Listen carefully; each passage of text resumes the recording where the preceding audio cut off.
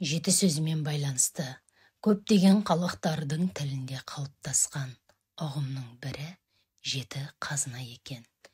Бұл тіркестің әр елдің тұрмыс тіршілік салтына, таным-нанымына қарай әр түрлі айтылуы табиғи нәрсе. Ертедегі грек аңыз әңгімелерінде жиі кездесетін жеті қазына өзге халықтарға, оның ішінде қазақтарға тән деуге болады. Сонымен бірінші қазына аспан. Аспан дүние жаратылыстың тылсым құпия сырларының аясына сыйғызып тұр. Өмірге пана болып, аспан денелерінің қалпын сақтап тұрған көк күмбез, планеталар мен жұлдыздардың құтты мекені. Көшпенділер жерді әлемнің анасы десе, аспанды жарық нұр, жылу беріп жаңбыр жаудырып, есіркеуші атасы санаған. Сондықтан олар көк тәңірге, жер анаға табынған. Көктемде күн күркіреп, алғашқы жауын жауғанда, көктен жаудыр, жерден өндір деп тілек тілеген. Бас киімін шешіп, дерт дербезден басымызды аман сақта деп, жаңбырға басын тосқан. Көкте тәңір бар, жерде әулие бар деп, жас балалардың аяғын көкке көтеруіне және аспанға қарап түкіріп, аспанға тас лақтыруға қатаң тыйым салған. Жазғытұрым найзағай алғаш жарқырағанда, тәңірім ырыздығымызды молынан бер, малымыздың желінін сау, сүтін мол ете көр деп, шөмішпен ағалып, босағаға тамызып, және де үйдің жабығына жапқан. Көшпенділер, оның ішінде қазақтар, көкте күн, ай, жұлдыздарды киелі санаған. Аспан әлеміндегі жұлдыздар адам өмірімен тығыз байланысты. Әрбір адамның тағдырымен ұштасып жататын өзінің жұлдызы болады дейді. Жұлдызы жоғарласа, ол адамның бағы ашылады. Төмендесе, бағы таяды. Жұлдызы оңнан туса, ісі сәтті болады. Солынан туса, қырсық шалады. Ол жұлдыз жерге ағып түссе, сол жұлдыздың иесі дүние салады. Тіліміздегі жұлдызы батты, жұлдызы сөнді дейтін ұғымдар осыған байланысты шыққан. Ісі сәтті болып, басына бақ қонған адамдарды жұлдызы оңнан туды, жұлдызы жанды дейді. Аспаннан аққан жұлдыздарды көрген адам, менің жұлдызым жоғары, сақтай көр тәңірім деп сиынады. Ата-бабаларымыздың ұғымында адамдардың жұлдыздары әр алуан, бірінікі біріне ұқсамайды. Кейбір жұлдыздар топырақ, кейбірі су, енді бірі от, дағы бірі ауа, жел сипаттас болып келеді. Бұл адамның мінезін, арадағы қарым қатынасын белгілейді. Мысалы, жұлдызы су текті адам, жұлдызы от текті адаммен жараса алмайды. Бір-бірімен тіл табыса алмайтындарды жұлдызы жараспады деп, өмірі өш болып жүретіндерді бұлардың жұлдыздары қарсы дейтіні осы жұлдыздарға байланысты түсініктерден шыққан. Адам тағдырын жұлдызбен болжап айту, көріпкелдік жасау шығыс әлемінде баяғыдан бар. Бірақ бұған ислам діні тыйым салады. Екінші қазына күн. Күн әлемдегі тіршілік тірегі. Күллі адамзат, өсімдіктер әлемі, құрт құмырсқа, жан жануар күннің шуағынан нәр алып, күш қуат алады. Күн жылу жарық көзі, күндіз тіршілік жоқ. Бұл дәлелдеуді қажет етпейді. Қазақтар ұл-қыздарының атын күнмен байланыстырып, сәбилеріне күн ту, күнім жан, күн сұлу, күнтай деген секілді аттарды қояды. Мұның барлығы күндей мейірімді, күндей көкке ортақ мейірбан, күндей арайлы болсын деген ниеттен шыққан. Үшінші қазына ай. Ай әлемнің түнгі нұры. Ай болмаса, аспанды адасады дегендей, ай болмаса, дүниені қара түнек басар еді. Жаратылыстың түнгі ырғағы бұзылады. Табиғат түн әлемінде ай сәулесімен ерекше бір тебіреніске түсіп, тынығады екен. Ай жердің табиғи серігі. Ай жер шарындағы ауа райына, жер қозғалысына, оның өз-өсінде айналып тұруына зор ықпал жасайды. Яғни айтқанда, ай жердің тірегі. Ай жер мен күннің аралығына келгенде 2-3 күн көрінбейді. Қазақ бұны өл ара деп атайды. Содан кейін ай күннің сол жақ шетінен шығады. Жердің батыс көкжиегінен жіңішке орақ тәрізді болып көрінеді де, күн санап өсе береді. Қазақтар жаңа туған айды көргенде басын иіп тәжім етеді. Қолын көкке жайып, ай көрдік, аман көрдік, баяғыдай заман көрдік. Болмаса ескі ай есірке, жаңа ай жарылға деп тілек тілейді. Ай орағы күн санап өсіп, дөңес жағы оңға қараған жарты дөңгелек болады. Бұл айдың бірінші ширегі деп аталады. Шығыс халықтары, оның ішінде қазақтар, алғашқы ширек 7 күнді қасиетті санайды. Осыдан кейін тағы да 7 күн өткенде ай тола бастайды. 14-тегі айдай толықсыған деп бойжеткен қыздарды айтып жататыны сондықтан. Бұдан ары қарай толық ай оң жақ шетінен бастап кетіліп, азая береді. 7 күн өткенде айдың сол жақ жартысы қалады. Бұл айдың соңғы ширегі деп аталады. Сол кемігені кеміп, ай көрінбей кетеді. Бітер айдың бейнесін қазақтар өлген адамның бейітіне, күмбезіне орнатады. Адам ағзасы жалпы жер мен кеңістіктегі құбылыстардан әсерленеді. Ай толғанда жүрек қан тамырлары аурулары мен өлім азайып, адамның ойы, еңбекке қабілеті артады екен. Керісінше өл арада жауын шашын болып, ауа райы өзгереді. Бас ауру, ұйқысыздық, қан қысымының көтерілуі жиілейді. Созылмалы аурулары барлар қозады екен. Ай кезбе дерті барлар, ай сәулесі болмағандықтан тынышталып қалады. Айдың өсімдіктер әлеміне, оның тіршілігіне тікелей әсері болатынын ғалымдар дәлелдеп қойған. Айталық, ай толғанда өсімдіктер суды бойына көп сіңіреді. Осы кезде отырғызған көшеттер тез өсіп жетіледі. Орман шаруашылығымен ертеден айналысатындар ағашты айдың жаңа туған бас жағында кеседі екен. Ол кезде ағаштың бойында су аз болғандықтан шірімей көпке шыдайды. Біздің қазақтың үй жасайтын шеберлері киіз үйдің ағашын айға қарап дайындауды баяғыдан білген. Қазақ халқы айды қолмен көрсетпейді. Айға қарап түкірме, айға қарап дәрет сындырма, айға телміріп қарама деп тыйым айтуы тегін емес. Тілімізде айға теңеп, аймен байланыстырып айтатын сөздер көп. Әсіресе адам аттары: айтуған, айтуар, айдабол, айдабек, айбол, ай жарық, ай жан, ай гүл, ай сұлу, ай ғаным, толған ай секілді әдемі есімдер жетерлік. Қазақтар ай көрінбейтін өл арада жұбайларымен жақындасуға тыйым салғанын анам талай рет құлақ қағыс етіп ескертуші еді. Сол кезде бойға біткен баланың болмыс бітімінде, мінезінде, денсаулығында қандай да бір кемтік болады дейтін. Атаның айтқан әңгімесінен өл ара кезде адамға қатер бар екенін тағы да көз жеткізіп анық түсіндім. 4-ші қазына жер. Жер барлық тіршілік иесінің анасы. Жер болмаса еш нәрсе өсіп өнбейді. Құдай тағала керемет сұлулықпен, көмкерілген, байлықпен ырысқа толы мекен жерді адамзат үшін жаратқан. Таулармен асқақтатып, далалармен кеңейткен, мұхит теңіздермен тереңдеткен. Адамның ырыздығын жерден берген. Адам топырақтан жаратылған. Өлгеннен кейін оның жатар орны жер. Адам туғанда қай жердің топырағы бұрқ етсе, сол жерге жерленеді деп болжам айтқан. Қарап тұрсаң, мұның да негізі бар. Адамның топыраққа жерленіп, топырақпен көміліп, топыраққа сіңілетіні шындық.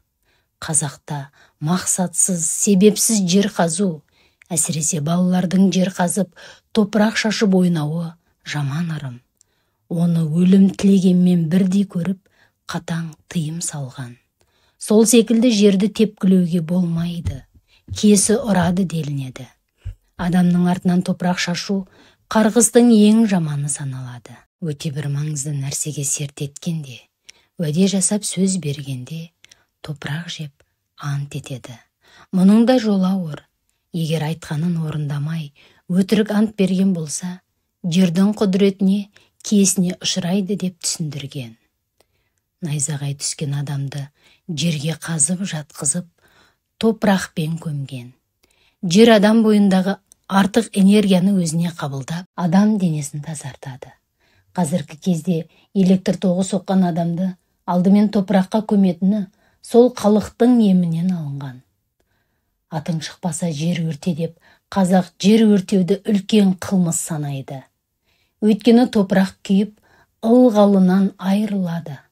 Топыраққа түскен өсімдік дәндері тамырымен қоса күйеді. Ал өсімдік шықпаса, мал қырылады. Мал қырылса, адамның тіршілігі тығырыққа тіреледі деп түсіндіреді. Біздің қазақтардың кіндігі туған жеріне жабысып қалған деу ақиқат шындық. Көшпенділер ұлтарақтай жер үшін жанын да, қанын да, қайрат жігерін де аямаған. Адамзат үшін де, жан-жануар өсімдік үшін де жалғыз ғана арыздық бар. Ол жер. Қазақта жермен, топырақпен байланысты небір мағыналы, көркем мақал-мәтелдер бар. Асыл жерден, ақылды елден, жер байдың елі бай, жер ырыстың кіндігі, еңбек ырыстың қазығы. Көзін тауып еңбек етсең, 7 қабат жер семірер. Асыл жерден, ақылды елден, жер тоймай, ел тоймайды. Жерге жақсылық қылғаның, тасыды дей бер қырманың. Әкім елге ие, ел жерге ие. Алтының да, малың да топырақтан садақа. Мысалы үшін айтып отырмын. Әйтпесе, бұндай өнегелі сөздер тілімізде жетіп жатыр. 5-ші қазына – су. Сусыз тіршілік жоқ. Бүкіл адамзат қыбырлап жыбырлаған барлық жан иесі, өскен өсімдіктер тек су арқылы өмір сүреді. Жерді анаға теңеген халқымыз суды да ертеректе суана деп қасиеттеген. Анасыз адамның өмірге келмейтіні секілді, су жоқ болса, өмір сүру де жоқ. Сондықтан қазақ ұғымында суға түкіру ананың бетіне түкіргенмен бірдей. Суға жуынды төгу, дәрет сындыру қылмыс, күнә деп санаған.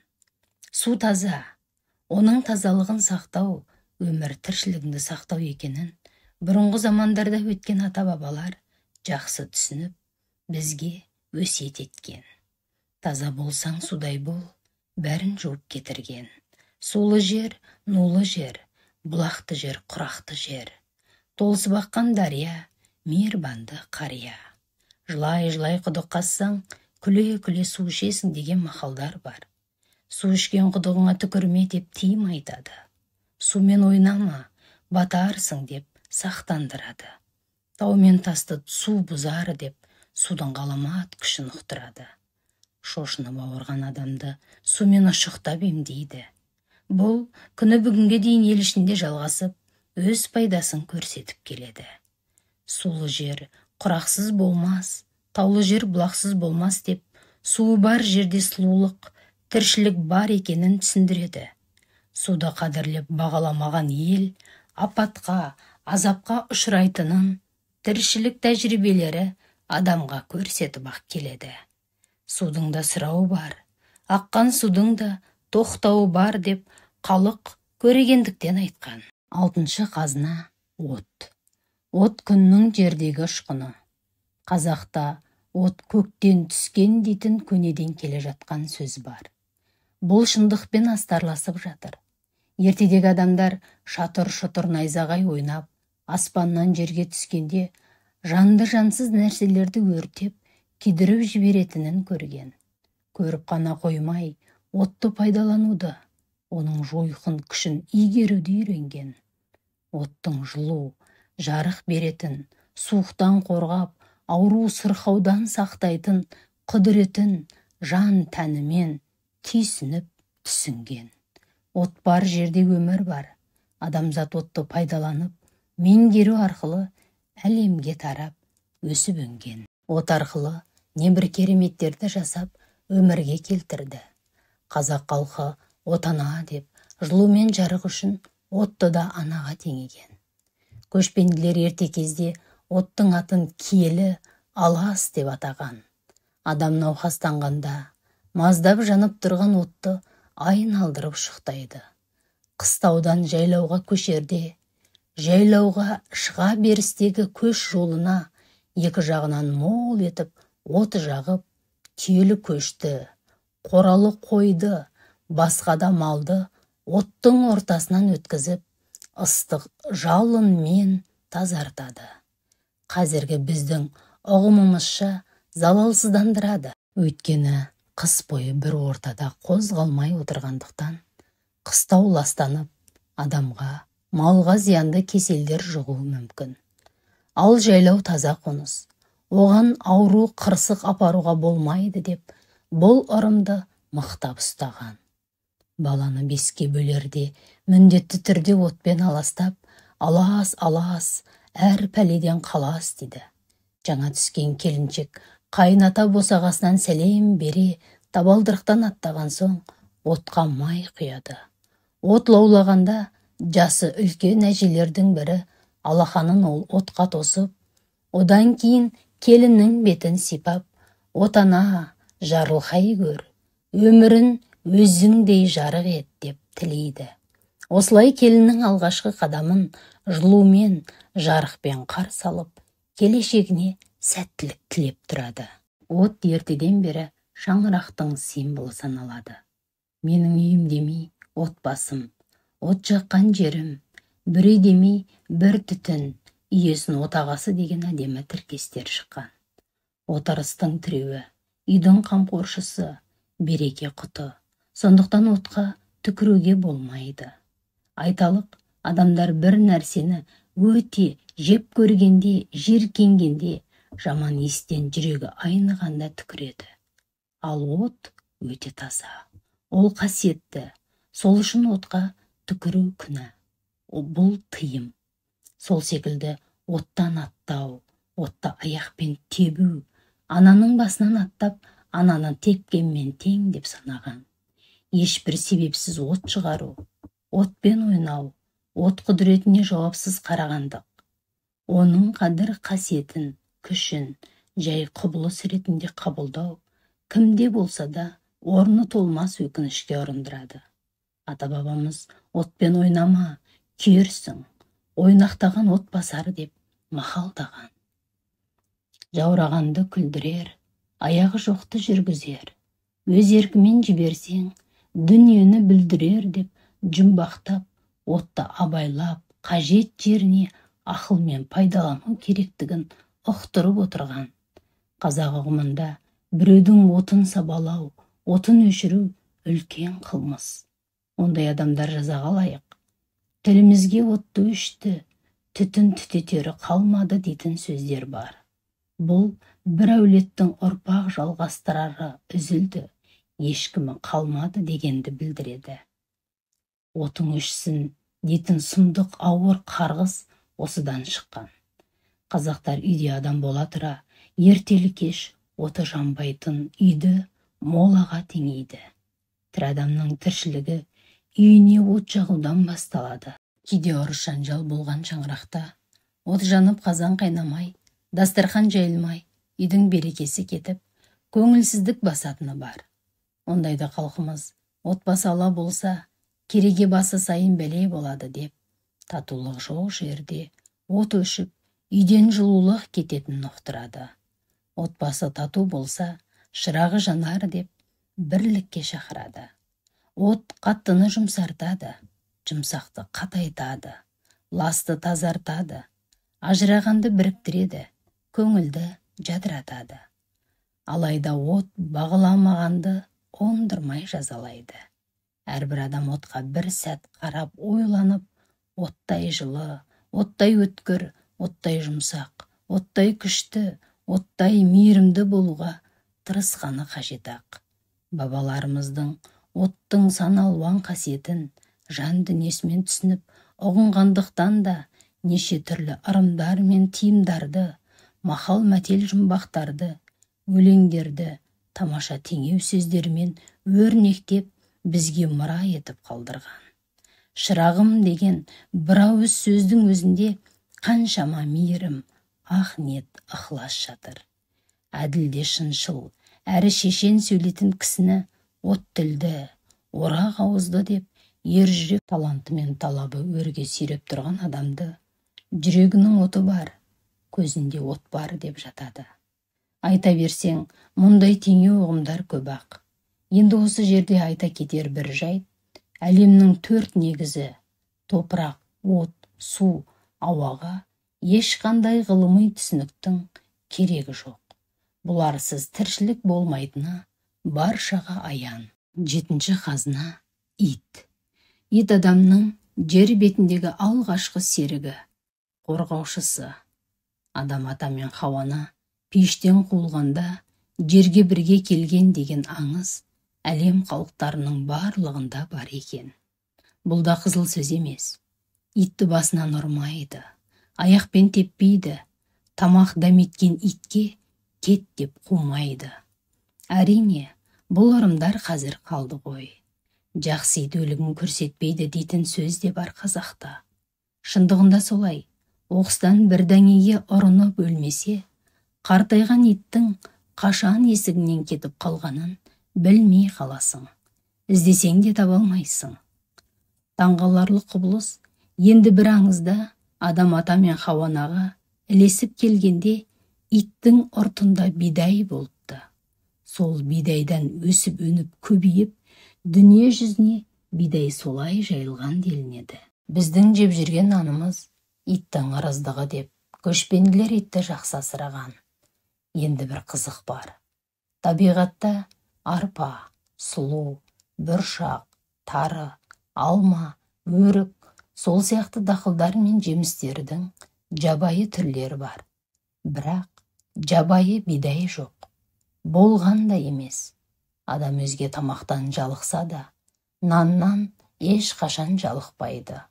Алдыңда астың түр-түрі тұрса да, адам нан іздейді. Нан пештен келген дән дейді. Ар жақ бер жағын тереңірек ойланып, материалистік көзқарасты итеріп тастасаң, бидайдың ғарыштан келгеніне сенесің. Оны алып келген итті 7 қазынаға қосудың қисынды екеніне және иланасың. Деп ата бүгінгі сөзін осылай бітірді. 7 қазынаны санын айтып, сыдыртып санап шықпай, жүйелеп тұрып кеңінен таратып әңгімеледі. Ертең жалғастырар ма екен деген қанағатсыз көңілдің көзімен қарап, ас үйдегі үстелдің тартпасынан сырты майлана бастаған күнделігімді алдым.